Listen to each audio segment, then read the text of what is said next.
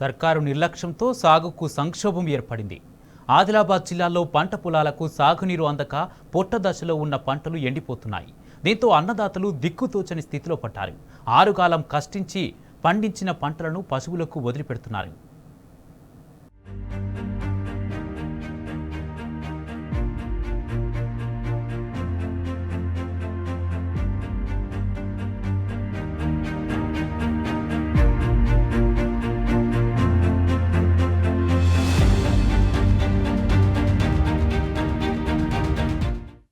ఆదిలాబాద్ జిల్లా తలమడుగు మండలంలోని కజ్జర్ల గ్రామంలో 9 ఎకరాల జొన్న పంటను పశువులకు వదిలేశాడు. తనకున్న 9 ఎకరాల్లో జొన్న పంట వేసిన మోహన్ అనే రైతు భూగర్భ జలాలు తగ్గిపోయి ఇటు బోర్ల నుంచి సాగునీరు అందక అటు కాలువల నుంచి సాగునీరు రాక దిక్కుతోచని స్థితిలో పంటను పశువుల పాలు చేశాడు. 10 ఏళ్లు ఆనందంగా ఉన్న రైతన్న నేడు ఆందోళన చెందుతున్నాడు. ఏడాది కాలంగా ఆగమవుతున్నాడు. పంటకు చివరి తడులు అందక అల్లాడిపోతున్నాడు. నేల నీరందక నెరలు బారి పచ్చని పంట పొలాలు కండ్ల ముందే ఎండిపోతుంటే ఏం చెయ్యాలో తెలియక రైతు గుండె తరుక్కుపోతోంది. ఎన్ని ప్రయత్నాలు చేసినా పంటను రక్షించుకోలేక ఎండిన పంటను చూస్తూ తీవ్ర ఆవేదనకు గురవుతున్నాడు.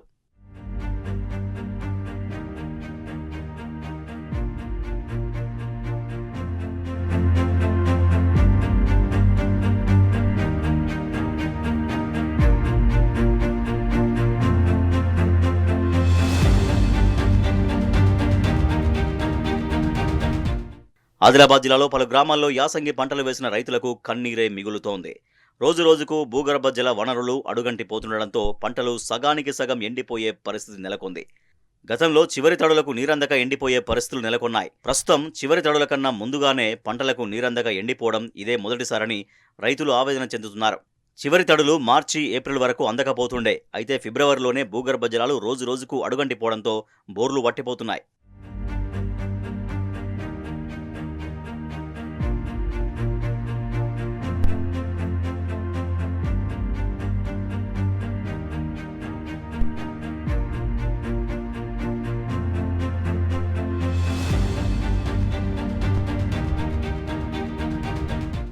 బోర్లలో నీరు రాక వేసిన పంటల్ని రక్షించుకోలేక సగం పంటను పశువులకు మేత కోసం వదిలేస్తున్నారు.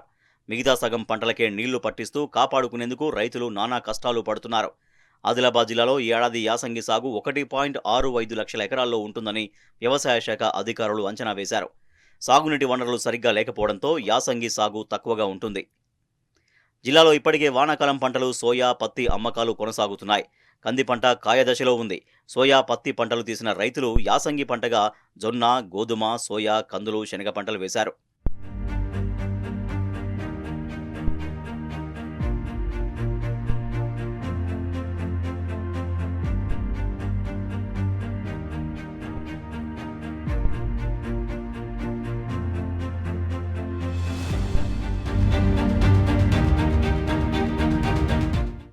ఏటా జిల్లా వ్యాప్తంగా రైతులు యాసంగిలో శనగను అధికంగా సాగు చేస్తుండగా ఈ ఏడాది జొన్న విస్తీర్ణం పెరిగింది.